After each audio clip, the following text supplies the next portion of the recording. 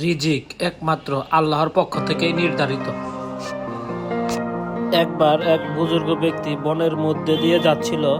তিনি দেখলেন একটি ডানা ভাঙ্গা একটা পাখি শুকনো একটি গাছের মধ্যে বসে আছে। পাখিটি অন্ধ। তিনি অবাক হয়ে ভাবলেন, এই পাখিটি অন্ধ, তবে তার রিজিক আসে কোথা থেকে?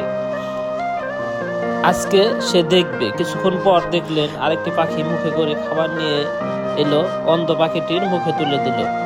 বুজুর্গ ব্যক্তিটি বুঝলেন, মহান আল্লাহ তাআলা যার রিজিক যেখানে নির্ধারণ করে রেখেছে তার কাছে পৌঁছানোর দায়িত্বও আল্লাহ ব্যবস্থা করে দেন।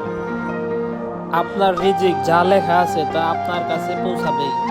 কোনো মানুষ বা পরিস্থিতি যা ছিনিয়ে নিতে পারবে না।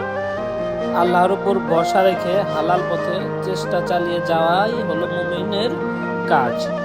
তাই আজকে বলবো, এই পাখি দুটো তো খাবার খাচ্ছিল, তো হাটে থেকে এই লোক তিন চারজন খাবার নিয়ে আসছিল। তো তাদের খাবার পরে যে অংশটা পড়ছে, এই পাখিগুলা ওইগুলাই খাইতেছে। এটাই রিজিক। কারণ এই রিজিক পাখির জন্য আল্লাহ তাআলা নির্ধারণ করে রাখছিল। কারণ ওনারা হাটের থেকে এই খাবার কিনে আনছে এবং কি তারা খাইছে। এই খাবার অবশিষ্ট অংশগুলো মাটিতে পড়ছে, এই খাবারগুলো পাখিগুলো খাইছে। দেখেন, এই পাখিগুলো জন্য আল্লাহ তাআলা রিজিক ওইভাবেই নির্ধারণ করে রাখছিল যে আজকে তারা এই লোক তিনটা ওই হাটের থেকে এই খাবার কিনে আনছিল, ওই পাখিগুলো আজকে খাইছে। এটাই তাদের রিজিক ছিল। এটাই আল্লাহ তাআলার রিজিক।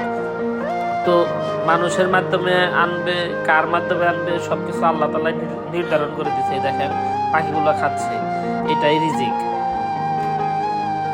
তো আজকে বলার উদ্দেশ্য এইটাই যে রিজিক আল্লাহর কাছ থেকে আছে, সবকিছু নির্ধারণ করা। তো এটাই আপনারা সকলে আল্লাহ তাআলার কাছে চান, আল্লাহ কবুল করে নেবে। খাওয়া দাওয়ার শেষে পাখিগুলো গোসল করছে, তারা আবার হয়তো বাসায় ফিরে যাবে। তো সবাই ভালো থাকবেন, সবাই আমার জন্য দোয়া করবেন। আল্লাহ হাফেজ। এটাই রিজিক আল্লাহ তাআলার কাছ থেকে আসে। আল্লাহ কখন কাকে যে খাওয়াবে সেটা কেউ বলতে পারবে না।